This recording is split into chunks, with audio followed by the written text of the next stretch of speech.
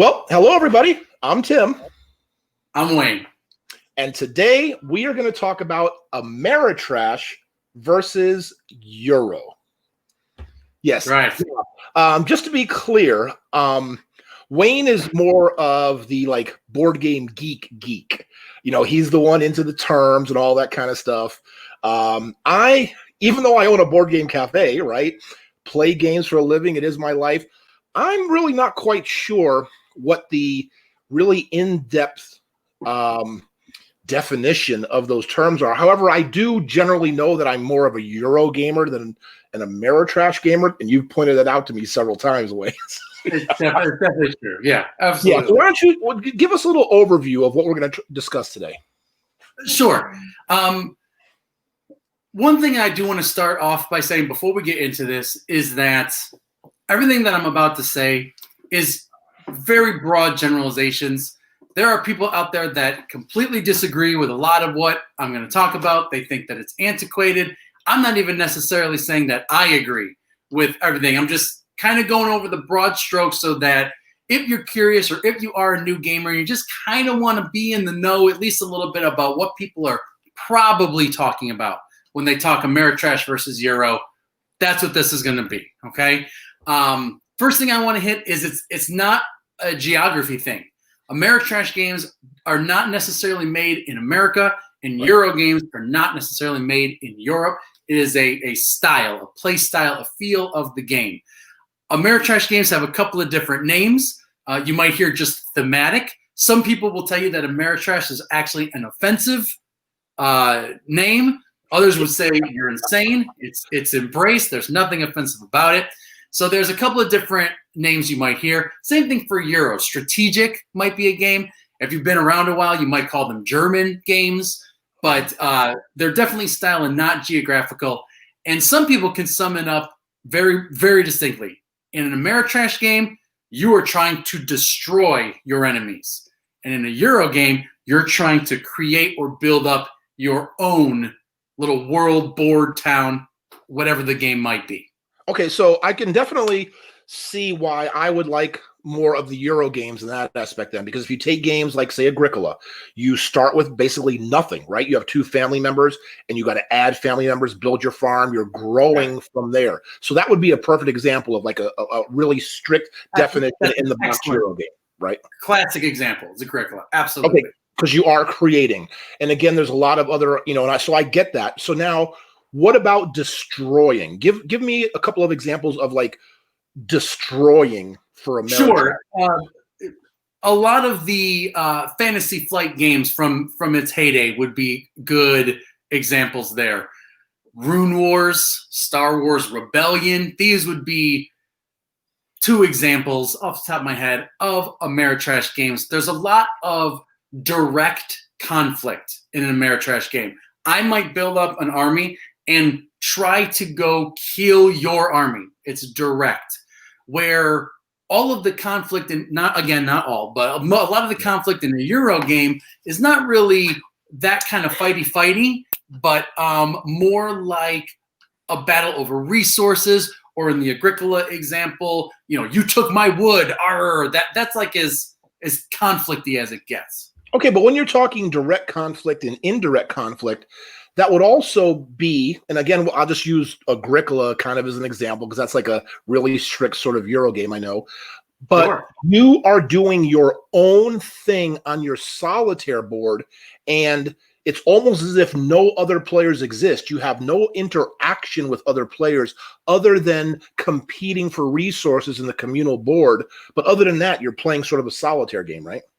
That is certainly a possibility. You might have heard the term multiplayer solitaire thrown around kind of as a negative, but yes, that certainly is a perception that you're honed in on your own little world, and that's it. You're just going to do the best you can with what you have. Right. So one of the things I also want to talk about is why perhaps you like one over the other. As opposed to, so let's talk about the first one. Let's go back a little bit. Destroying versus creating. So I know, again, and that's why we're having this discussion, so I can learn more about the definitions and what they mean. But just organically, I found that I like the creating side of it. I like growing from nothing and doing that, whereas Absolutely. you necessarily don't. No, no, no. I do like that. I think that's a very satisfying feeling in a game. Certainly, I think that's probably one of the reasons why I play games. I do love that. Starting with nothing and building up an engine or a machine that makes you more powerful. The only difference is once I then have my powerful machine, I'm going to go kill yours. And that's an added level. And while I'm killing yours, this guy might come kill mine. Right. And I like that. I like that excitement, that randomness that could possibly occur. Okay, but let me ask you something. So that sort of goes along with the direct conflict, indirect conflict. So is that why you like that, because of the interaction, or is it more of the straight destroying? You know what I mean? That's okay. That's a great question. The interaction is a big part of it for me, for sure. Okay. I do like that. And a lot of Ameritrash games will also have almost even indirectly a social element, like, Tim, let's go gang up on Josh. He's getting strong. Actually, I'm just fainting. Clearly, I'm better than Josh. I'm just trying to convince you otherwise. I kind of like that element as well. And I don't get a lot of that with the Euro games that I have played personally. Obviously, we started off saying that I am more of an Ameritrasher than I am a Euro gamer. I'm not exclusive that way, but for me, a lot of the Euro games, I kind of feel like I've played it before. Even if it's a new game, I'm like, all right, I get it. We did this before, so that's part of my thing. No, I can definitely understand that, but I guess inherently it comes down to a little bit about maybe what kind of person you are also, because I'm just going to throw this out there, with the discussion here. So do you think Ameritrash people with the direct conflict and with the destroying are more of on the winning or have to win or need to win side, whereas in the creating, and the reason I'm bringing that up is because I'm just the kind of person, I really don't care if I win or lose. I want to do my best. So if I have my best game and I know I made the right moves, but you beat me, hey, great on you, but I'm still happy because I did my best. So what do you think about that? My gut says no. I don't think it's that, because a lot of what an Ameritrash game brings to the table that a Euro game may not is a real strong theme. When you play an Ameritrash game, there's a story there. Your units come to life, and what happens on the board, you can see it, you can imagine it. There's ebbs and flows and ups and downs, and there's drama, and at one point you want to cry, and at another point you want to scream. And it's this big roller coaster, and I like them because of that roller coaster. I want that story. I go in knowing that these games could be potentially random. I might roll a die and blow my whole turn, or we might draw a card from an event deck and it affects me worse than it affects anybody else. I know that going in. Right. And if I can still pull out a strong win or a strong showing at the end, I can be like, man, I got hit with that famine and I still came back with my people. And we talk about the game more afterwards. We remember, we have stories, and as much as I do love Agricola, we don't have, and Tim, you and I, we've played Agricola many times together. Yes. We don't have a lot of stories, right? Oh, remember that time in Agricola when? Yeah, right. But let me stop you for a quick second, because here's another thing that I'm not quite sure of. I mean, I get it at a fundamental understanding, but when you're talking about theme, so for me, and again, using Agricola, hey, you're in the 17th century, you're struggling, you need to feed, there's a lot of stress. That's one of the reasons a lot of people say they don't like Agricola, because it's real stressful. So I think with the gameplay, having to raise your family, having to grow your farm, your animals, I think that is thematic. So what is the difference between that thematic as opposed to an Ameritrash thematic? No, am I wrong? That's not thematic. No, I think that's a great point. And I do find Agricola to be thematic. You can have a Euro game that has a theme, absolutely. Right. But for Euro games, they tend to focus more on the mechanisms, sometimes the elegance. That's another word you'll hear thrown around. It's like a clean. Well, that's a whole different video. But just a game where all the mechanisms work together really well, and you might be playing a Euro game that has a space theme, but if you took that space theme away and gave it a farming theme, it might still feel really similar. And in a lot of Ameritrash games, people would argue that you can't just take away what the theme is, because then the themes and the mechanisms fit well together. Again, you will hear that. You will hear that. Okay. And then another thing you brought up when you were talking about like why it's so appealing to you is you brought up a little bit about randomness too. And yeah, that is one of the things that I know. Again, we are being very generic sort of about the terms, because there are things on both sides. However, that is generally sort of a cornerstone of Euro games. Not much randomness, correct? I would agree. Absolutely. I would agree. But yes. You said you enjoy that, and Ameritrash games would probably have a lot of inherent randomness built into them, right? And you do like that aspect. Definitely. Yes. Definitely. Okay. Yeah, see, I don't at all.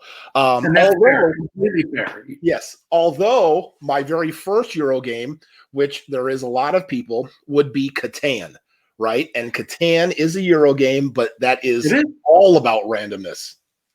There's a lot of randomness in there for sure. But one of the hallmarks of the Euro game is they do have ways to try to mitigate the randomness. Yes. So even though, yes, you are not getting resources unless you roll your numbers, you start the game by placing your settlements. Okay, these are the numbers that I want. So you could try to get a good spread or a good balance. When you expand, you can expand to numbers that you don't have. I admit there's not any like direct dice mitigation in Catan, like, I rolled a 6, but I'm going to change this pip to a 4. So there's nothing like that. But you will see that sometimes in other Euro games with dice. Oh, absolutely. Like Castles of Burgundy, things like that, where, yes, you can mitigate, change the dice to get it in your favor. So, and again, it's one of those kind of things. Yeah, there's always a little crossover, I think, with the different types of gamers, right? Because I do like mitigation, because I do like the fact that, for example, in Castles of Burgundy, if I roll dice and I don't have the workers to change the die to my number, I do like that. Okay, well, this is what I'm stuck with. How am I going to make it work? Exactly. And that's a fun puzzle in itself, right? Yes. Yep. Yeah, that really is. So, yeah. So we talked about randomness, direct conflict, destroying, strong theme. What about components? Because also, is it true that more Ameritrash games are the ones with miniatures? Is that like a staple of Ameritrash games? I wouldn't call it a staple, but yes, there tends to be much more plastic, maybe metal currency, more 38 decks of cards, lots of stuff. Where a lot of Euro games, everything's made of wood. It's usually a real clean design, easy to read, streamlined. Sometimes you'll get an Anna Meeple or something, right? But it's rare to have a Euro game with like big honking plastic minis. One we were just talking about though, what's that game you showed me a while back? Oh, Council of 4, right? Council of 4. If anybody is curious here, if you look up images of the original Council of 4, the first edition, and then the Command edition, they're like, some people probably won't even believe that they're the same game. But they are, and that's a really good game that Command tried to just kind of beef up a little bit with the table presence, and that one does, as an example, come with some plastic minis. Okay, so, and I don't think this is getting off subject too much, but about that, about the components. So would you say that people who play the Ameritrash games or like the games with components, because you figure, there's Blood Rage, right? There's Twilight Imperium. They got a lot of components and things like that. Is there more of an immersion in the game, more of a role playing, because you're like, oh, look at this mini, look at him, I'm moving him and doing all that. Whereas Euro games are what they call maybe dry and soulless, they necessarily don't have that, right? So do people who play the Ameritrash games, do you feel that's what they're looking for, more of that immersion role playing type? Certainly some of them are. They want to, when you're at a convention and you're walking down the halls and you see a giant Cthulhu monster on the table, like your head turns, right? But even though I do consider myself more of an Ameritrasher, I kind of take umbrage to the dry, soulless Euro, because many times I don't find that to be the case. A lot of people who like to choose sides and be polarizing will maybe talk down about Euros in that way, but that's not necessarily the case. There's a lot of depth in those games, man. Those games are tough and they're interesting, and it just, like you said at the beginning, it's just kind of a personal preference, or some people might get into both of them equally. It's not a hard and fast rule, Oh, no, of course. And the reason, again, like you made the disclaimer in the beginning, a lot of these things we're saying are just real rudimentary, kind of stereotypes of Euro, of Ameritrash, just trying to learn it. But when the term I say soulless, what I mean about that, I think a lot of people refer to that because of the lack of interaction. So you're not doing a group community game. It's sort of like, I'm doing my thing, leave me alone, you do your thing. That's what I mean by soulless when I think, that's definitely an element for sure. Yes. And then there's another thing, and this is one of probably my biggest reasons I like Euros so much, and that is because there is, I'm not going to say in all Euros, but no player elimination. And there's a set determined ending to the game. So once you start and you sit down to play the game, you're going to be able to finish. Whereas some Ameritrash games, that may not be the case, right? You commit, you'll finish. You got to commit sometimes in these games. But you can get knocked out or killed. You could get knocked out or very close to knocked out. When I say very close, what I mean is you could be so crushed that you're still technically in the game, but you're ineffective. And I do admit that is that's not a good feeling. But again, if you're kind of going in and you all know what you're getting into, like, you just accept that as part of it. And I think that element of player elimination is actually not as bad of a mechanism as a lot of people think it is in modern gaming. I think far worse is a game where you are stuck playing and you can't win. Even in a Euro game. Oh, absolutely. Like Food Chain Magnate would be a perfect example. Like, you could be in like halfway through, and you're not going to win. Absolutely. Yeah. And I've read some game design books where people would say it's not a good design unless everybody at least thinks they can win the whole time. You have to at least think, even if it's not actually true, the game should make the player believe, okay, I think if this happens and I do this and he does this to her, I have a chance. And not all Euro games can pull that off, and certainly not all Ameritrash games can pull that off. They'll deliberately make it so that it is not so. Right. And sort of on that same track with that, right? Because I sort of consider the games I think are definitely more of the hardcore Euro ones. And because I think of what I call the puzzle aspect, right? For example, in Agricola, you don't necessarily know, you have the 14 rounds. You don't exactly know what's coming up in each round, but in these 3 rounds, this can come up, in these 2 rounds, whatever. So you do, and it's just a matter of, okay, I know the rounds, I know the steps. It's sort of all there for me. I just have to figure out how to put those pieces together. That's the puzzle. However, in Ameritrash, I'm sorry, go ahead. No. I was just going to say, that's one of my favorite parts of Agricola is nobody knows that last space is after renovation also fences. Nobody uses it. I go from brick to stone and then fill my whole farmyard with fences, and they're like, "What the Wayne? Best spot in the game."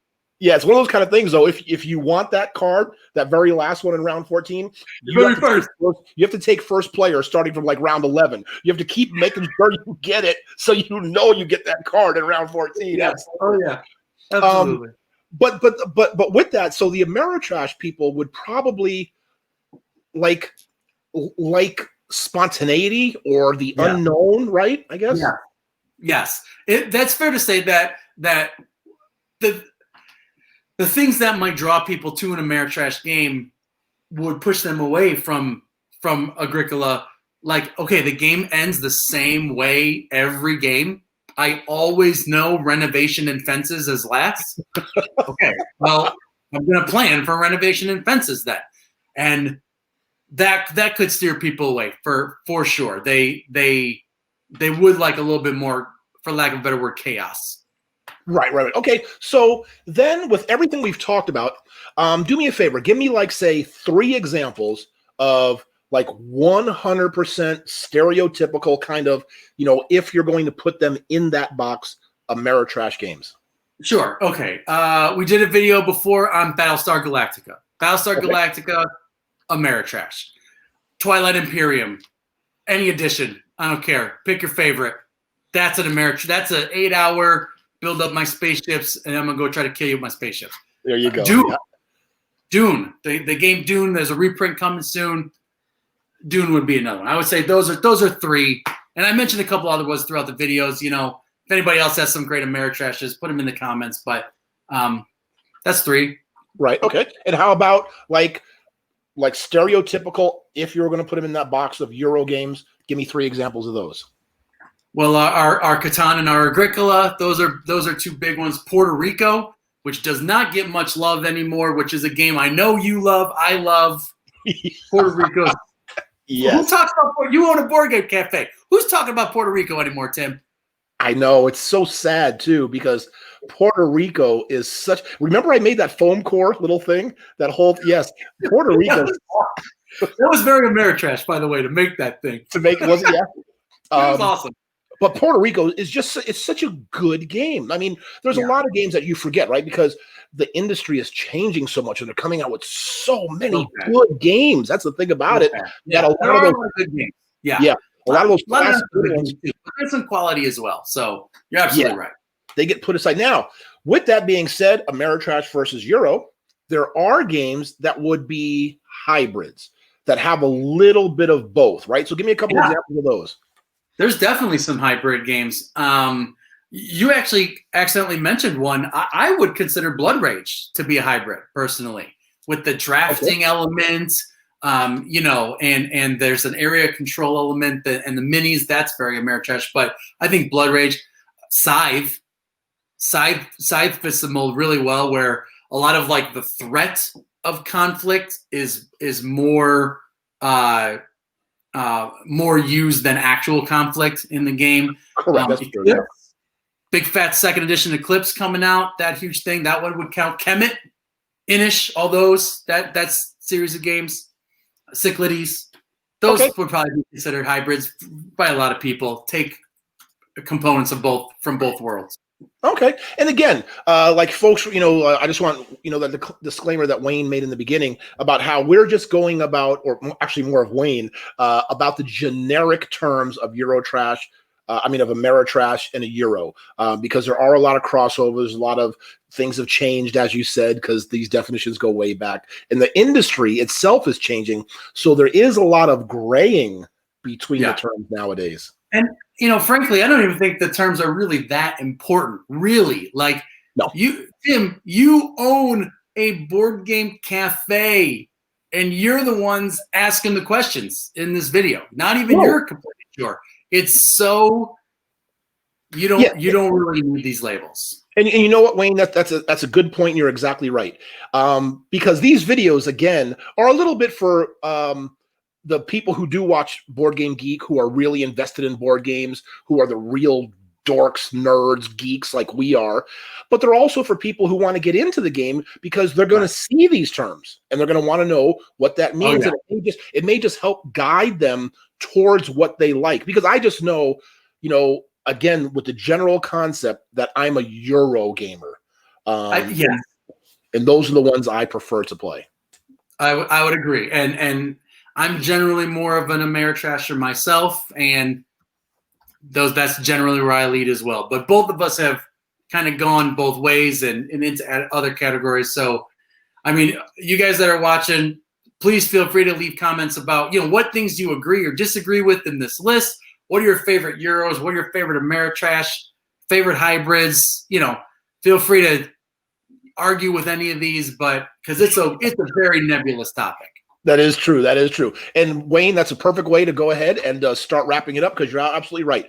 Yeah, folks, if you are watching, please put those comments below and let us know your thoughts on Ameritrash versus Euro, and go ahead and list some games for us so we can know your thoughts. Some good Ameritrashes I should try. Let me know. There you go. Well, thank you guys so much for watching. I hope you were able to learn a little bit about Ameritrash versus Euro, because I definitely was. And again, like Wayne said, I own a board game cafe, but at the end of the day, it's not important. It's that people are having a good time together at the table. Whatever you call that game really doesn't matter. Not at all. All right. Well, thanks again, folks. That's another show with Tim and Wayne, and we'll see you next time. Bye, everybody.